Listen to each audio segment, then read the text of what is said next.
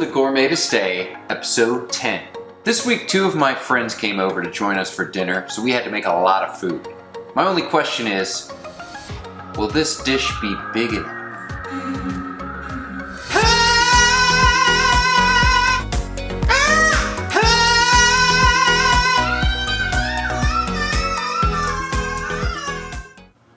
Well, if you don't know what that is, you better check the description. For this week's dish, we're gonna make a baked macaroni and cheese, but this is not like any mac and cheese you've ever had. We're making it Cajun style. That means peppers, onions, some chicken, some andouille sausage. It's like a jambalaya where you replace the rice with mac and cheese. This thing's crazy. If you need to feed a family, this dish is for you. Now let's get cooking. We've done mirepoix in previous dishes, but the Cajun equivalent is the holy trinity. You replace the carrots with green peppers, you replace the white onion with red, and the celery, well, that's still celery. You can find this in so many Cajun dishes. Different gumbos, jambalayas, etouffees, it's all over the place.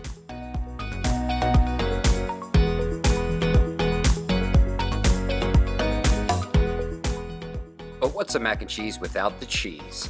On the left we've got a farmer's cheese, the middle is cheddar cheese, and then we've got a smoked Gouda. But we're only shredding the cheddar cheese, and you'll see why in a minute. You always want to shred your own cheese because the pre-packaged shredded cheese just doesn't melt quite as nice. The remainder of the cheese we're going to cube and toss with the pasta. This is going to really kick up the cheesy factor and give nice little stringy surprises in the dish. You can go with a variety of cheeses when you're making mac and cheese. It's just important to use something low moisture that melts really well.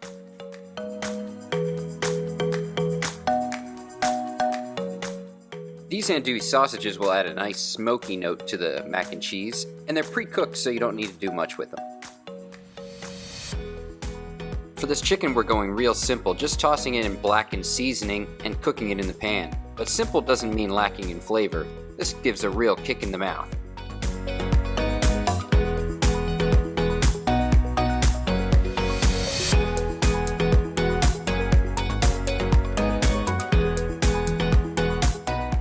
Once we're done cooking this chicken, we're just going to let it cool off a little bit, cut it into some smaller pieces, and then get started on our holy trinity. Make sure those onions get nice and caramelized before you throw everything else in.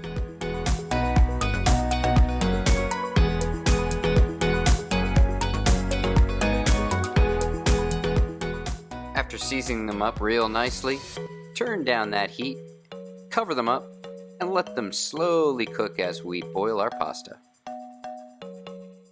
Don't forget to salt that water, and you can use whatever kind of pasta you like. I like these trinity ones just because they're spirally but still have the open cavity of a macaroni.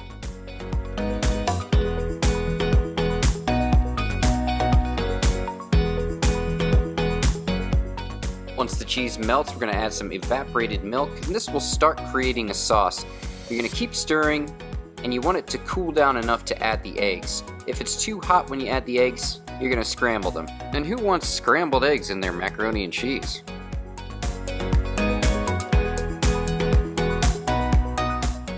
When you're adding those spicy things to the dish, make sure you're tasting as you go. You don't want to overwhelm your guests, and knowing your audience helps a lot too. They might not have the same spice tolerance that you do. The cube cheese goes in last. Now that the pasta is mostly cooled, we don't want this to melt until it's baked in the oven.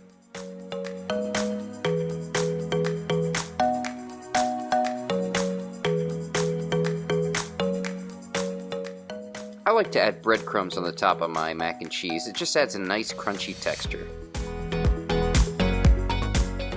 And in case there wasn't enough cheese for you, a little fresh grated Parmesan. Waiting is always the hardest part. So while you're sitting there waiting, hit that subscribe button for me. Thanks. Ah, the fruits of our labor. Isn't that gorgeous? Cut ourselves a square and look how gooey and cheesy that is. It turned out even better than expected. I think next time I'll try the elbow macaroni and see if that improves it. Ultimately, our guests were happy, Thelma was happy, and until next week, that's all we can really hope for.